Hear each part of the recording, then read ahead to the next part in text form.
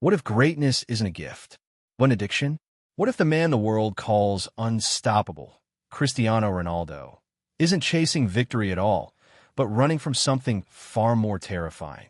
This is the story of how obsession built a legend, and how that same obsession might never let him rest. If this journey shook something inside you, if it reminded you that greatness isn't about luck, but relentless sacrifice, then don't just leave inspired. Join the movement. Subscribe now, because here, we don't just watch legends. We become them. They called it talent. They said he was born gifted, kissed by fortune, chosen by the gods of football. But the truth is far darker, far more haunting, far more human. Because what created Cristiano Ronaldo wasn't luck. It wasn't fate. It was obsession, a raging fire that consumed everything else, that burned behind his eyes when the world was asleep, when the training grounds were empty, when even his own body begged him to stop. While others played for fun, he trained like a soldier on a mission, punishing his muscles, bending his will, carving himself from stone. He didn't want to be good. He wanted to be untouchable. He wanted to conquer time, conquer doubt, conquer every limit the human body could whisper. This wasn't passion. This wasn't dedication. This was something far more dangerous. This was addiction, the hunger to be remembered, not just for what he achieved, but for how ruthlessly he pursued it.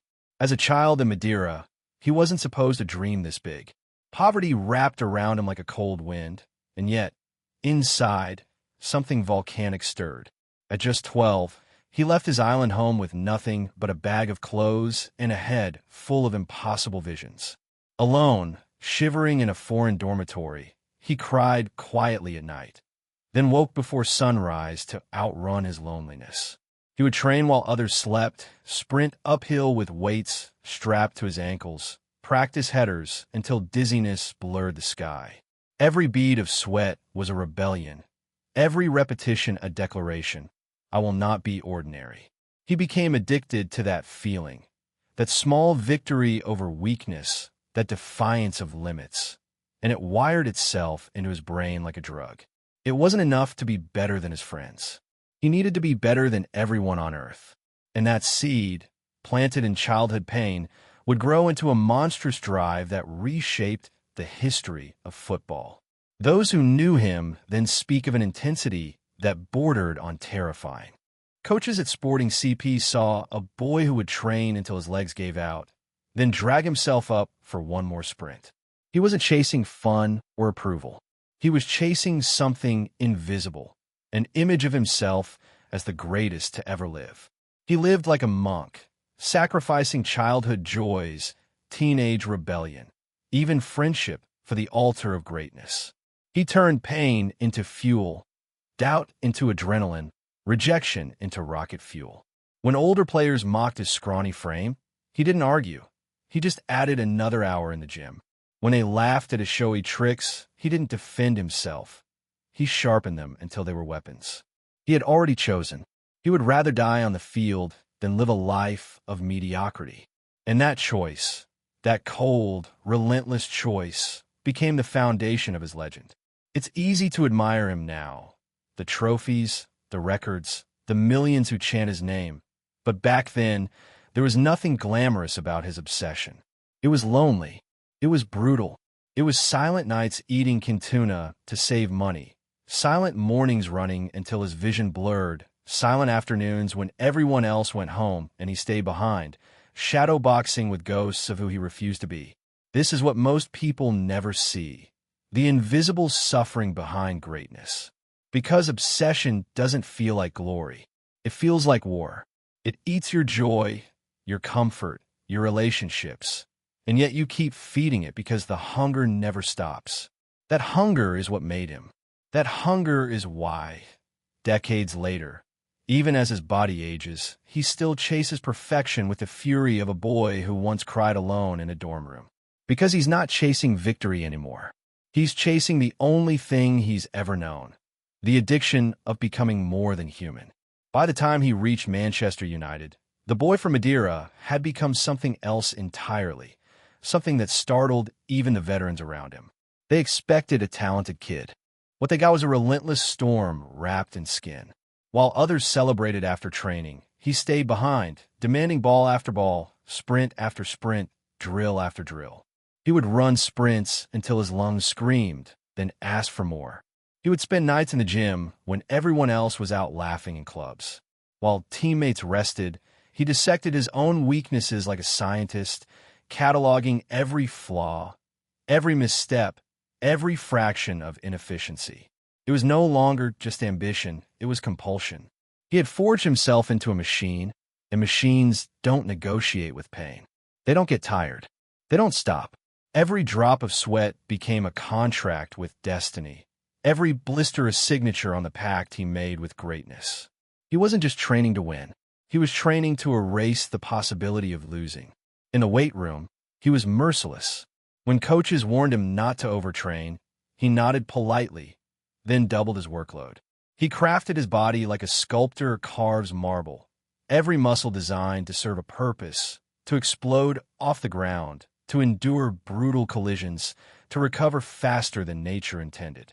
He studied nutrition like a scholar, counting every gram, rejecting every indulgence, treating food like fuel and sleep like sacred ritual.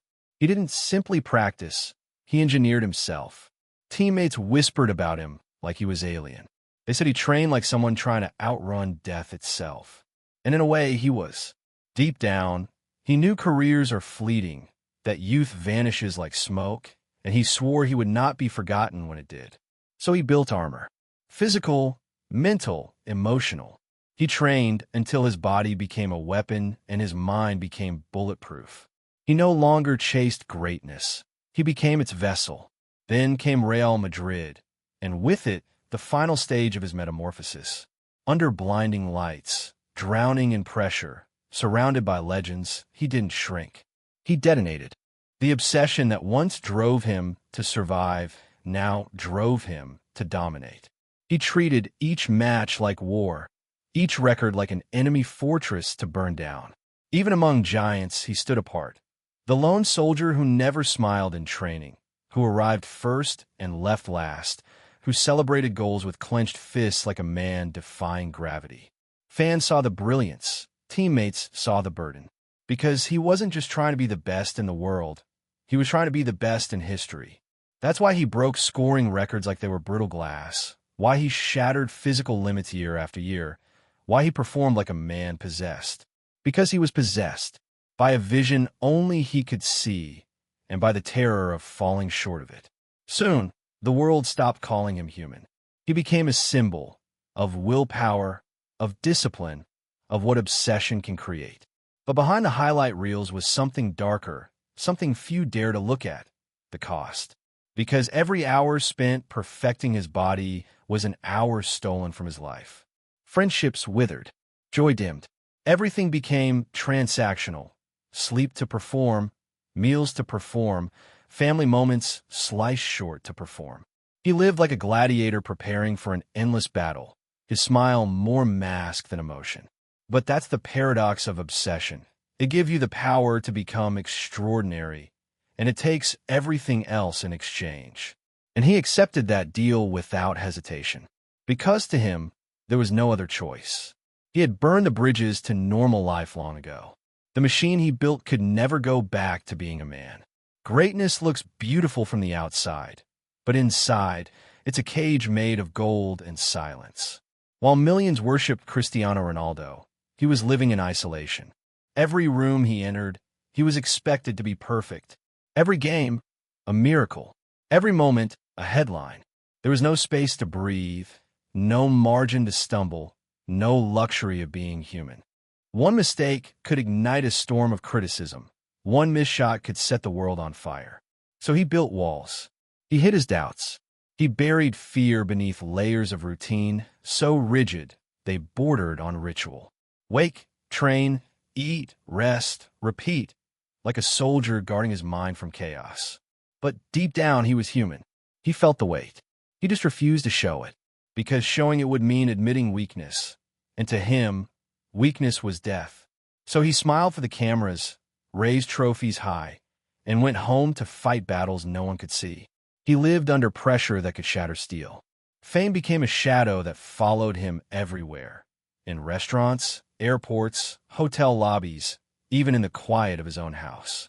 There was no escape, no off switch, no moment where he could simply exist without expectation. When others laughed, he calculated calories. When others relaxed, he analyzed performances. When others embraced failure as part of growth, he treated failure like poison. Even joy became strategic, rationed out carefully to avoid distraction. His life was no longer his. It belonged to the image of Cristiano Ronaldo the world demanded. And the cruel irony was that the higher he climbed, the lonelier the summit became. The air was thin up there. There was no one who understood the burden, no one who could carry it with him. He was surrounded by people, yet completely alone, a king in a crystal tower, admired by all, touched by none. Even his relationships bore the scars of obsession. Teammates respected him, feared him, sometimes even resented him, because he demanded from them the same merciless standard he demanded from himself. He wasn't cruel, but he was uncompromising. If you trained beside him, you either rose or you broke. Off the pitch, he loved his family deeply, yet often from a distance, because love requires time, softness, and presence, and he had sold those things to greatness long ago. The price of being the best in the world is that you stop being part of it. While others lived through seasons, he lived in seconds, in goals, in records, in statistics. Life became numbers, and numbers are cold. They do not hug you. They do not listen. They only demand more. And he gave more, and more, and more, until even victories felt numb, like swallowing water when what you wanted was fire. There were nights when the noise of the world faded, and he was left alone with the echo of his own heartbeat. And in those moments, the truth cut deep. He wasn't chasing happiness. He was chasing immortality. Happiness is fleeting. Immortality is forever. And that belief kept him running long after joy had stopped running with him. He had turned his life into a masterpiece of discipline. But masterpieces are cold things. They sit in museums, admired but untouched. That is what he became, untouchable. And yet, beneath the trophies, beneath the roaring crowds, there was still the boy from Madeira who once cried alone in a dorm room, desperate to prove he mattered. He proved it. But the tragedy of obsession is that proving it is never enough. Because the addiction always whispers, you can be more. You must be more. And so, even in victory, he was never finished. Never satisfied. Never free. Most athletes chase victory. Cristiano Ronaldo chases time. He has waged war not just against opponents, but against nature itself, against aging, against decline, against the quiet death that comes for every career. Even now, past the age when most players fade into memory, he still moves like a blade, still trains like a man running from shadows. Because he is. He is running from the day the cheers will stop, the day the stadium will go silent, the day the world will move on without him. That fear fuels him. It's not fear of losing. It's fear of vanishing. He wants to burn so brightly that the universe can't forget his name, even when his body turns to dust. This is no longer sport. This is legacy building, empire building, immortality building. He does not want to retire. He wants to outlast the concept of retirement itself. And that's why he still rises in the dark while others sleep, still sharpens himself like a weapon, still demands perfection from a body that has already given more than anyone had the right to expect. And what's astonishing is that it works. Even now, children on playgrounds copy his celebrations, chant his name like a war cry, dream of becoming him, not because of his goals, but because of his defiance. He refuses to obey the clock. He refuses to bow to gravity, to biology, to history. He has turned himself into a myth while still alive. Every match he plays now is less about points and more about proof. Proof that the impossible can be bent by sheer will. He is no longer competing with rivals. He is competing with memory itself, trying to write his name so deeply into the stone of history that even centuries of wind can't erode it. And every time he steps onto the pitch, he carries that invisible weight, not of expectation, but of eternity. He isn't trying to win games anymore. He's trying to conquer time. But here's the paradox. Even if he succeeds, even if he becomes the most remembered, most decorated, most worshipped player the world has ever seen, he may never feel it. Because obsession has no finish line. It does not allow closure. It does not celebrate. It only demands. And that is the final tragedy of his greatness. He has built an empire on relentless hunger, but hunger can't be satisfied. The very thing that made him extraordinary is the thing that will never let him rest. Long after the applause fades, long after the lights dim, he will still wake early, still push his body, still whisper to himself in the mirror that he must be better. Because for him, stopping would mean death. Not the death of the body, the death of the identity he built from fire. And yet, maybe that's why he will be remembered forever. Because while most chased comfort, he chased chaos. While most feared failure, he feared normality. While most wanted to win, he wanted to transcend. And in doing so, he showed the world what obsession can do, how it can lift a boy from the rocky hills of Madeira and make him a living myth. It is both beautiful and terrifying, because it shows that the gap between human and legend is not talent. It is obsession, the kind that consumes you, isolates you, and rebuilds you into something unrecognizable. That is Cristiano Ronaldo's true legacy. Not the goals, not the trophies, not even the records, but the raw, ruthless truth that greatness is not given. It is taken with blood, with sacrifice, and with an unrelenting refusal to be anything less than extraordinary. He was never chasing happiness. He was chasing eternity. And maybe he caught it. What if greatness isn't a gift, but an addiction? What if the man the world calls unstoppable, Cristiano Ronaldo, isn't chasing victory at all, but running from something far more terrifying?